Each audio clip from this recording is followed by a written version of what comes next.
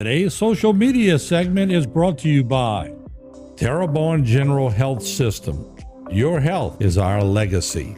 Rouse's, you're either local or you're not. Buick, the craft of modern luxury. St. Martin and Bork, know your rights.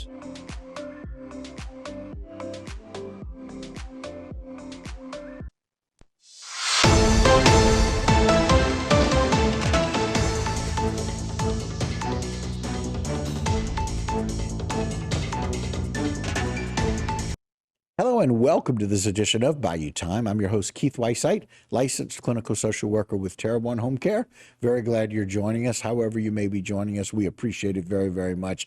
And we're always glad to bring you updated information. We get that very often from the Thibodaux Police Department as we welcome back to our program Clint Dempster. Clint, thanks for joining us today.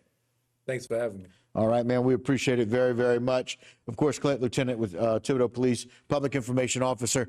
We kind of rely on you guys to do everything that y'all can. I know that y'all are doing a fantastic job of cleaning up the streets over in Thibodaux. Man, we got a pretty big narcotic investigation that led to this search warrant. Tell us a little bit about it, if you don't mind, Clint. Yeah, Keith. So this all took place on Tuesday, March 26th. Around 2 o'clock in the afternoon, our officers conducted a traffic stop on a vehicle that was driven by Andrew Nora, a 20-year-old black male from Thibodaux.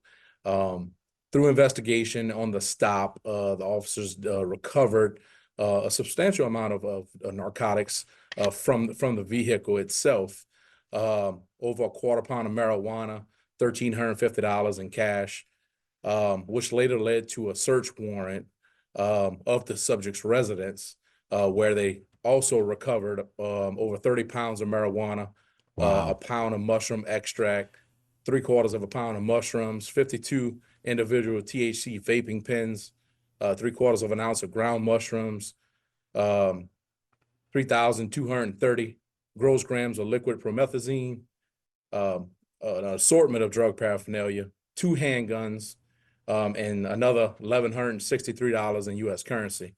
It definitely was a good substantial amount of drugs and money and guns, taken off the street per se. Wow. Look, very, very interesting that when we see these kinds of things, we're always concerned about what it is that's happening. That is a large amount of drugs and drug paraphernalia. And I know it led to many, many charges for this individual. Is that correct? Absolutely. I mean, he's facing a slew of charges, and again, it's still under investigation as well. But he's facing illegal carrying of a weapon in the presence of a controlled dangerous substance, possession with intent to distribute marijuana, possession with intent to distribute MDMA, possession with intent to distribute cybin mushrooms, which is mushrooms, felony, possession of a legend drug without a prescription, and possession of drug paraphernalia. So, and again, like I said, the case remains under investigation, but that's where we stand with the charges at this time. Well, and again, kudos to you guys. Again, we don't always get this stepping stone process where we go and we evaluate, we pull somebody over for a routine traffic stop, and all of a sudden we identify, look, this drug paraphernalia and the drugs that they have in the car is significant enough. You got a search warrant very quickly. It talks about how fast the system can move when we need it to. Absolutely. I mean, we have a great partnership, of course, with all our inner departmental sections here at the department. So, we quickly work, well with patrol, our narcotics division, our criminal investigations division. So, kind of piggyback off each other and, kind of make some headway rather quickly. And in a case like this, sometimes it's very important to work very quickly. Yeah, and again, I got to tell you, just the shot. And so, Jolie, put that back up one more time, if you don't mind. That is such a large volume of drugs and drug paraphernalia. In fact, I'm not sure in my 13 years here that I've seen that many. That is remarkable to have that much drug paraphernalia, of course, thousands of dollars, so much marijuana, the mushrooms and the intent to distribute some of this MDMA, all of these different felonies that this individual and charged with carrying a weapon, and for someone who's I'm assuming that's also got some other issues as well. And then also just some of these things that may be considered not as important, but these vaping pens as well as this marijuana, those things all lead to some of these other heavier drugs that we're seeing. No, and absolutely. I mean, look, you know, I don't want to just shy away from the importance of those vaping pens. A lot of times they get overlooked because you know they're floating around.